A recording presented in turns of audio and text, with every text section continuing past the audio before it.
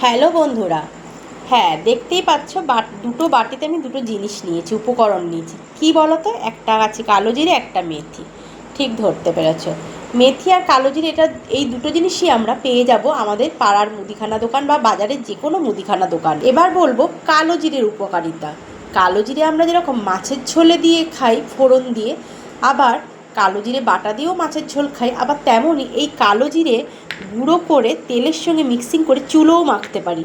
তাহলে যেই জিনিস আমরা খেতে পারি সেই জিনিস তো মাখা যেতেই পারে। এই কালো জিরে আবার আর একটা উপকারেও লাগে। খুব ঠান্ডা লাগলে, নাক বন্ধ হয়ে গেলে কালো জিরে একটা ছোট্ট কাপড়ে পুটলি করে নাকের সামনে নিয়ে একটু জোরে, সামান্য জোরে একটু টানবে, দেখবে নাকটা যে বন্ধ হয়ে যায় না, সেটা অনেকটা খুলে যায়। এবার বলি মেথির উপকারিতা। মেথি যাদের সুগার আছে বা ডায়াবেটিস আছে, তারা রোজ সকালে মেথি ভিজানো জল খাবে, অনেকটা উপকার পাবে। দেখবে তাতে করে ডায়াবেটিস বা সুগার অনেকটাই কন্ট্রোলে থাকে। আর মেথি শরীরের পক্ষেও খুব ভালো। তুমি যদি মেথি ভিজানো জল খাও প্রত্যেক দিন সকালে, শরীরটাও ঠান্ডা করে। আর মেথি তো চুলের জন্য খুবই উপকার, সে তো তোমরা জানোই।